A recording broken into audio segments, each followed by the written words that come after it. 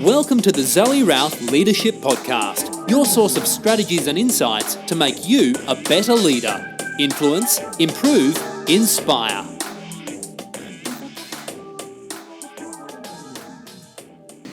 Hi, it's Zoe Routh. I'm in the hallowed office of Andrew Spencer, the CEO of Australian Pork Limited. And I've known Andrew for yonks, since 2010, I think it's been a good 8 years or so. And I'm delighted to interview him. He's been the CEO here for a donkey's age, and I'll tell you a little bit about his history. And he knows a lot about culture and people, and I'm really interested to interview him about what it's like to lead an organization for so long and what you learn about leadership and people as a result. So welcome, Spence. Thanks, Zoe. We were just having a giggle because I introduced him beforehand as Australian Spence, and then we had a giggle that he was now starting his new empire, Spence Limited. So welcome. So tell us a little bit about your journey. You've been here forever, but before you got to Australian Pork, what happened? Okay, so I'm a Victorian. Grew up in the suburbs of Melbourne as a kid, but my family always had farms, so that's why I see myself as a country kid more than a city kid, because I spent all of my spare time on our farms, and that led me to head towards Melbourne Uni when I was ready to do an agricultural science degree.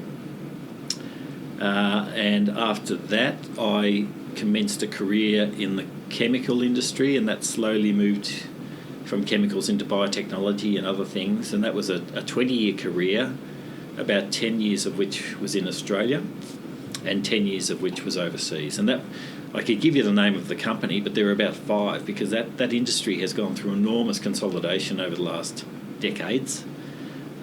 So there's a lot of different companies involved, and I never left any particular company. I just kept getting soaked up in the next merger or acquisition or whatever. Okay. So I lived in Germany for 3.5 years. I lived in South Africa for a couple of years. I lived in France for 5 years. I see that 10 years of my life as being an enormous period of personal growth and professional growth, and some amazing experiences. Probably the most memorable being living in South Africa. And there's a little bit of me now that's still in Africa, I think, and I've sort of got your this big toe. something about that proportion of me, but I've sort of had the mantra since I lived there that everyone should try and spend a little part of their life in Africa, because it really does give you perspective about how lucky we are that we live in more civilised parts of the world. So when you lived in South Africa, I'm just curious about that now. What was it like? Was it violent? Was it scary? Was it abject poverty? What like you said, that it's important that everybody go to Africa to live a piece of that. What do you recall about your experience there? All of the above. I looked after 15 countries in my job, so I did a fair bit of travelling, and I lived in South Africa. Now, South Africa's about the most civilised part of Africa, southern Africa anyway, but nevertheless it was one of the most violent parts, and when you live there are rules you have to follow to manage the security risks, and they become a part of life, and you don't tend to worry about it moment to moment. You just follow the rules and you're looked after. But yeah, you see some amazing poverty. You see people who are motivated by some of the most primal parts of themselves, of what life means, and that's all over Africa. And you see some of the most beautiful things you'll ever see in the national parks and the wildlife. It's just incredible. Mm. Yeah, it is pretty wild. Like when you're in survival mode, it does bring out our animal instinct, because we are fighting for survival. And in Australia, we don't often see that. That's for sure. That's true, and you also see things that, for example, we were exposed to the aid industry, and the aid industry is run by very well-intentioned people who do some fantastic things, but the aid industry is also, if managed poorly, a very damaging thing to parts of Africa. I mean, there was the situation where the EU had an excess of wheat. They sent 40,000 tonnes into Tanzania as an aid shipment, because Tanzania was having a bit of trouble. And the next year, there was no local grain in Tanzania because all the grain farmers were out of business. All that free grain put them out of business. There were similar things happening in the textile industry from donations of clothing. So you learn that when it comes to helping people, you need to do it smartly so that you're not damaging local industry. Yeah, that's terrible. So aid put people out of business in the end. Yeah. Oh, that's horrible. So you left out South Africa and you ended up back in Australia. Yeah, I went to France for 5 years, ended up back here without a job because there wasn't a job in that conglomerate for me to work at here. One of my best friends was the managing director locally. So I was out of a job for about 6 months. I did a little bit of consulting, and I saw the ad, or I was pointed towards the ad for this role as the CEO of Australian Pork Limited. And I wasn't particularly interested, but I went along, I applied and went along for an interview, and I found the people that I was talking to, which was a number of the directors, were very impressive people, really professional people, and I followed the process until I was convinced that, yeah, this would be a great job, and it has been. I've been here for 13 years, and I've recently announced that I won't be re-signing a new contract. My contract runs out roughly the middle of next year.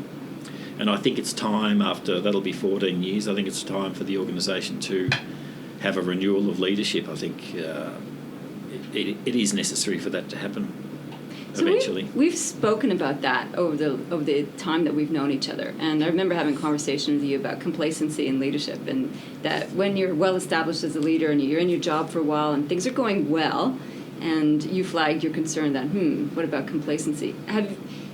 How have you dealt with the risk around complacency? You've been conscious of it. How have you managed to keep it at bay, if you think you have? Yeah, I'm not sure we have, but it has been something I've been very aware of. We, as an executive team here, there are 5 of us, we get away 2 or 3 times a year. We go off-site and we talk about bigger picture stuff, longer term stuff. And for the last couple of years, I mean, we went through a really strong period in the industry between about 2010 and the end of 2016. And it got to about 2015-16, and complacency was a major issue we would discuss at those meetings. And we're asking ourselves, what are we missing about how we can set ourselves up to maintain this really positive environment for our industry? And we racked our brain. Now, the industry since the start of last year has been in a lot of difficulty because we had an oversupply of pigs and the prices collapsed. And we think back now to how do we miss that, and what could we have done to avoid that? There's no simple answer, but it's a question we will continue to ask ourselves even as we come out of these present industry difficulties, about how we could have acted to have either made the downturn less imposing on the industry or not occur at all. So did you come up with the answer to that? Were there signals out there in the environment, like when you did your environmental scan? Could you look back and say, we missed these particular signals, or did it just catch you out of the blue? It caught us pretty much out of the blue. I think there were a couple of trigger incidents that happened in our industry, and they were things we couldn't predict, like a fire at a major processing plant that limited capacity. Then pigs had to be held back on farm for a bit longer. They grew bigger. So by the time they were eventually processed, there was more pork in them than what would have normally been expected.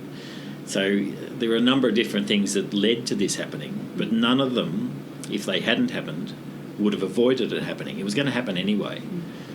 We look back now, we can explain it in the statistics, but the statistics we have now, we didn't have then. And one of the major things that we sort of missed was that the productivity of our farms had improved enormously, and looking forward, it was very hard to predict that was going to happen. And that led to a lot of the oversupply problems that we've had in the last couple of years. It was difficult to predict productivity on the farms. Why? Because the individual farmers were doing their own innovations to increase productivity? Is that what you mean? Well, the good times led to a lot of investment on farms. So the quality of the sheds and the temperature controls for the animals improved a lot. We were sort of assuming that the general productivity increase would continue as a straight line, but it actually tipped up quite a bit. And some of that was due to that investment happening on the properties and improving the infrastructure. And some of it happened due to better genetics, which genetics is handled through the private companies. And that was one that was almost impossible to predict, but it has happened. And looking backwards, we can now see that quite clearly.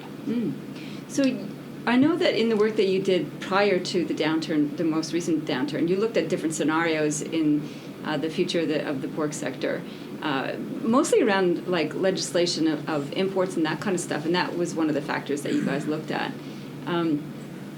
So in doing that kind of scenario planning, you hadn't anticipated pork prices collapsing in whatever the drivers were? Well, the industry does have a habit of going through a cycle every 7 to 10 years. Okay. And so I've seen I've seen two of those cycles in my time here. One happened in 2007, 2008. We lost about 300 producers, and that's a big number in our industry. Yeah.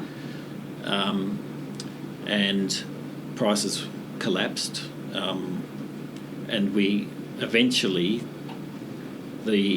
because all those producers went out, our supply collapsed as well, and that led to prices coming back, and they went to very high levels.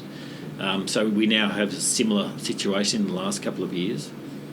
And of course, we ask ourselves, what can we actually do to reduce the impact of this roller coaster that we go through every 10 years? The funny thing with markets is that they're not driven by logic, they're driven by human emotion. There's a lot of numbers and analysis that goes into a pool of information that people look at. But at the end of the day, they make a judgment that's based on their gut feel. And that sentiment is actually what drives markets. And some of the decisions that are made clearly lead to these cycles. And understanding the role that we can play to reduce the volatility has been an extremely difficult process. And we still haven't got there.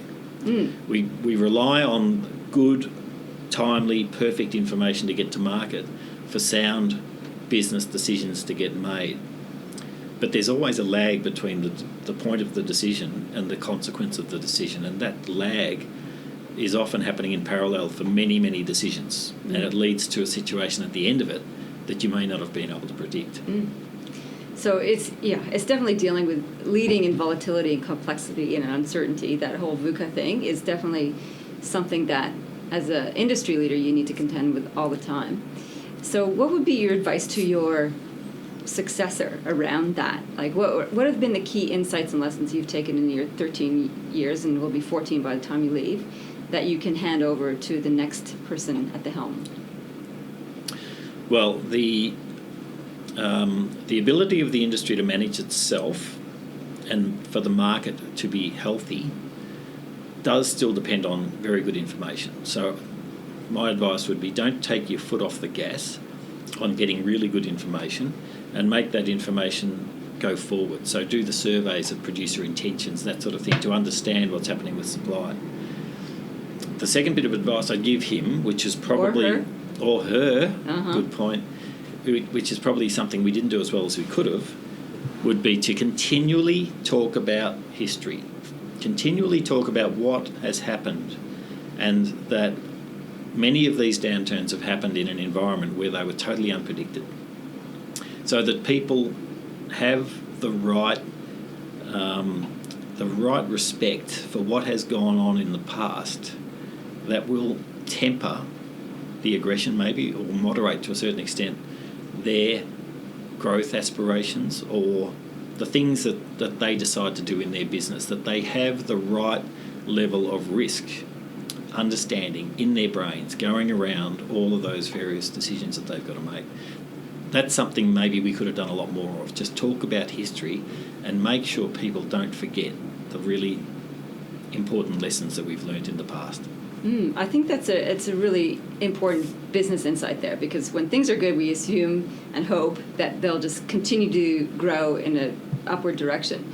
And we forget, we have like a little memory erase that, business doesn't go in an upward trajectory, it goes in an oscillation up and down. And when we're in those troughs, we just don't ever want to stay there. And all we want to do is get out of them. And I think that's a really useful piece of business advice for your industry, but also more broadly as a business principle. And I don't think it's, as a business person, you need to work with your level of risk and have your buffers around that. And I think that sort of preventative measure, or just in case stuff, or rainy day preparation is really critical. So that's around preparing the business and your successor for that key educational point. What about culture? I mean, I've worked with you and the team over the years a couple of times around bringing the team together and building a culture. I know culture is really important to you. What is your philosophy and approach to dealing with culture here in the organisation?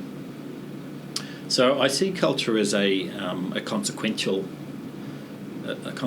phenomenon of behaving in a way that's consistent with your values. We have strong values around being dedicated to our producers and being reliable and recognising people for their achievements and respecting our colleagues.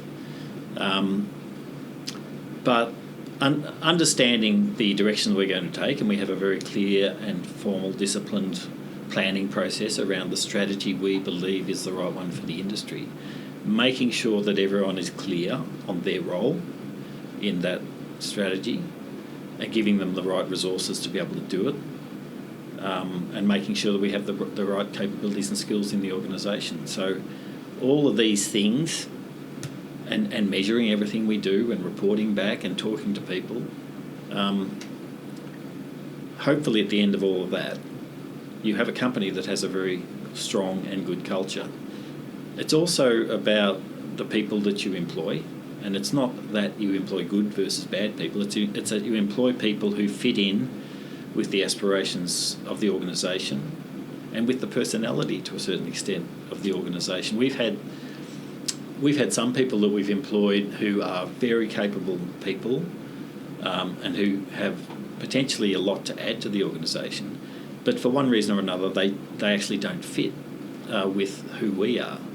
And that's not a criticism of them, it's probably a criticism of our recruitment success, and we've worked very hard to make sure this doesn't happen too often. But it's an interesting observation that you can have these very smart people who actually just don't really fit with the way you do things internally.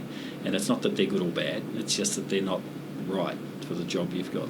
So how would you describe the company organizational culture here? You said, it has a personality. How do you describe the personality of APL? Well, I can describe how I would like it to be, and I hope it is. But it's really a question that, for me, if you really want to know, you shouldn't ask the CEO, you should ask the people out on the floor. But I would like to think it's a fairly relaxed culture. It's not very hierarchical. It's very open and transparent. It's reflected in that hopefully I keep my door open, and if anyone's wandering past and they want to drop in, then they're always welcome. That we'll always listen rather than talk, and that people are comfortable to be able to have a go, and sometimes that doesn't work out, but they're not going to be punished for having a go. So I'd like to think that's what our culture is.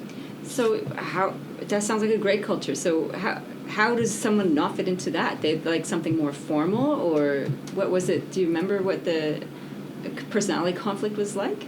Sometimes, I'll give you an example. Sometimes people come from the public service and they expect us to work like the public service, and they can be very good people, but we don't work like the public service. We don't measure the time that everyone spends sitting at their desk. Oh, it's like timesheets and stuff like that. Timesheets, that sort of thing. And people are expected to manage that for themselves, and they're trusted to do that for themselves. We don't have a very formalised process of promotion and development. It's a process that's driven by performance and individuals. So you might imagine that someone coming straight out of the public service, walking into a relaxed APL type atmosphere where it's much, we'd like to think it's a more human system, that it's not going to meet their expectations necessarily. Well, it's less structured, I guess. Very much. So I know that in the public service there is definitely career tracks and milestones, and it is very, very delineated in terms of what you can do and where you can go and what the rules are around that. So yeah, you're right. So if something more organic like APL, which is more relaxed as you called it, that can be discombobulating for folks who are used to being very black and white in terms of what's acceptable and what's not. Yeah, that's true. So 13 years, long time. You've had lots of really great successes. The board's kept you around, so you can't be too bad. Yeah, I don't know. You'll have to ask them. What have been some of your key failures? There's plenty of failures, and I can't think of any in particular. But the trick with failures is that you need to try and manage them so that they don't have a massive impact on the organisation. And so you need to have failure. Failure is a fantastic opportunity to learn and to grow for all of the organisation. I always throw the adage around, being a skier, as you are, throw it around that if you're not falling over, you're not trying hard enough. So if you're not failing, you're not flying either. And the trick is to manage failure so that it does not have a catastrophic impact on the organisation. So corral it. We, as an example, we spend a lot of money on marketing. Mm-hmm. And whenever someone comes up with a new idea about if we spend money on this particular medium in this particular region, we think it'll work better than what we've done in the past. And there are many ways you can measure that now, but we don't want to risk the whole lot of our marketing budget. So we do it in maybe one state for a couple of months, and then we can have a look at the results. And then you can compare that to what we would have otherwise done, and you can make a judgment about whether that's worked or not. And if that's a failure, that's still a major learning. It's basically saying, don't do that. That's not a good idea. And if it's not a failure, of course, then we can recalibrate what we do nationally to take advantage of that change.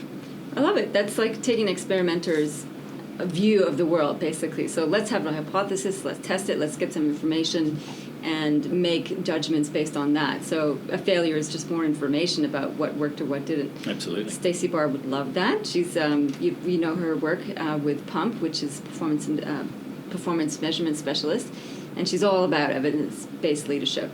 And so I love that. So taking failure as a key insight tool. Yeah. What have been your highlights? I think I've been blessed to work with a really strong and good chairman for many years of the time I've been here. That's Enzo Alara. He recently retired at the end of June. And working with Enzo was just a real stroke of luck for me, because I don't think there's a lot of CEOs who get to work with someone who's as capable and who you can learn as much from as Enzo. And Enzo came from the food industry. He used to be the chairman and managing director of Unilever Australia, and he's worked around the world with Unilever. And he taught us as an industry that we're not pig farmers, we're actually pork producers. We're part of the food industry. And so he's taught us not to be focused on what we do on farm only, but to think about the impact that our product has on our consumers and the consumption of the product and what our consumers expect. They want our product to be affordable, and we can help them with that by being more productive.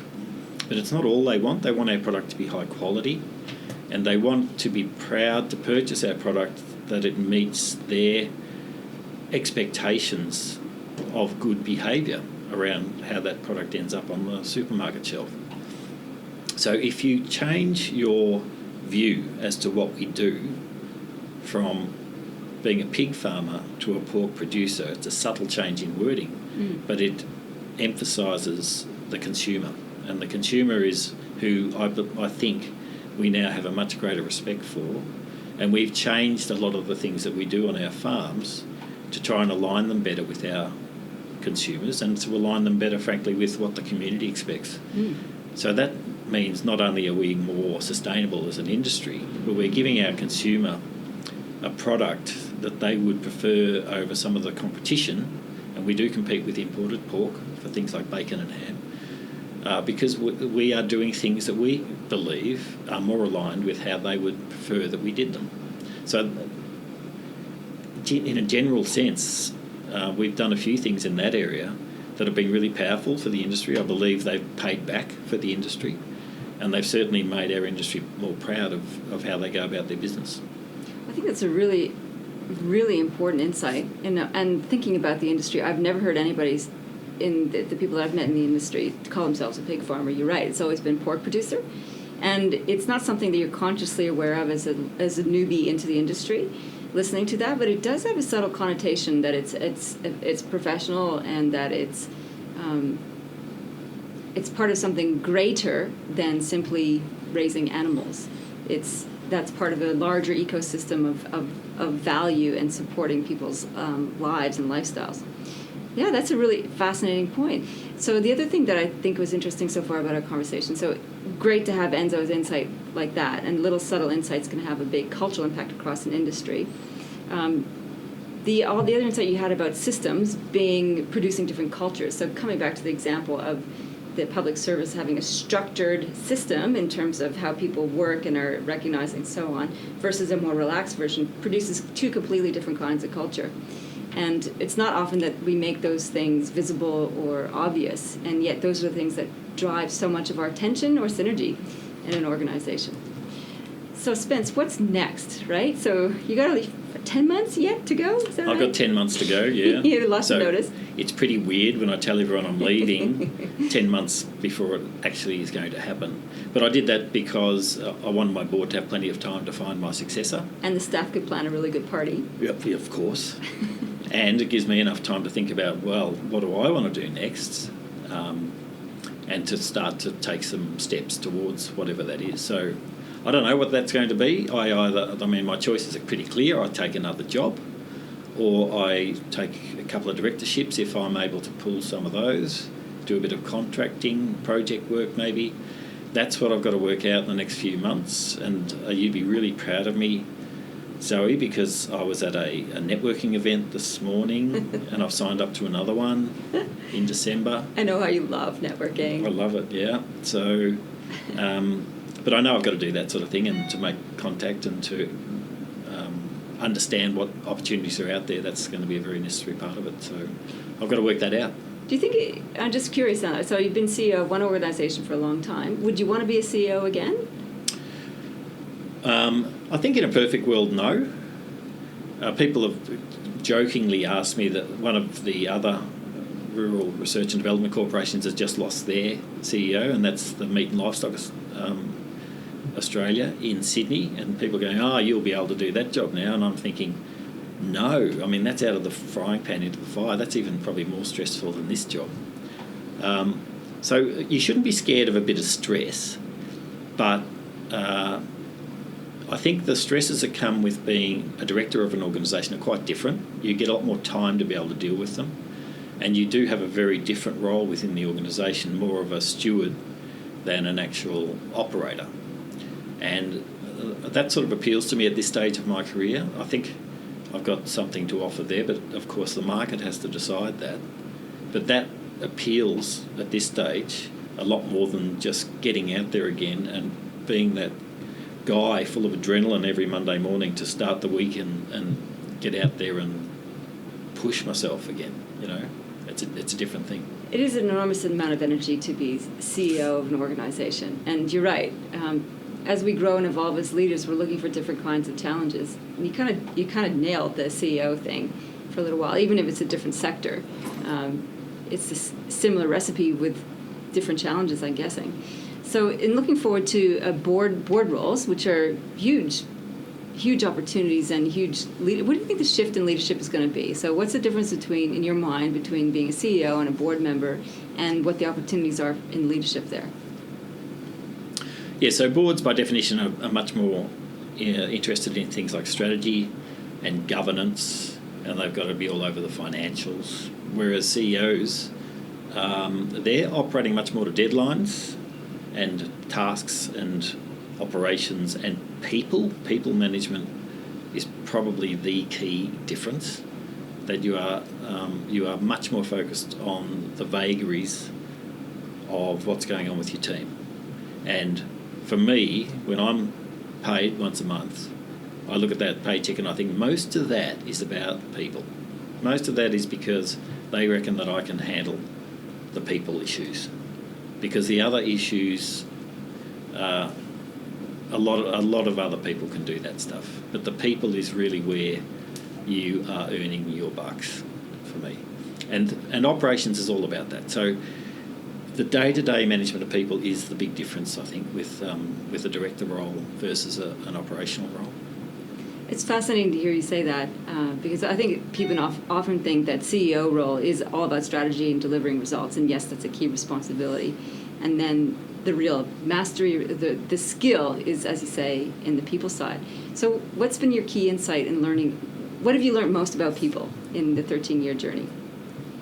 Oh, I think having lived overseas and being exposed to all those different cultures and different languages, I mean, the first time I could speak a new language, I felt that I'd just discovered a new world. It's like another dimension, because you find yourself dreaming in another language, and all of a sudden you're aware of these places that you never knew existed that you can go to.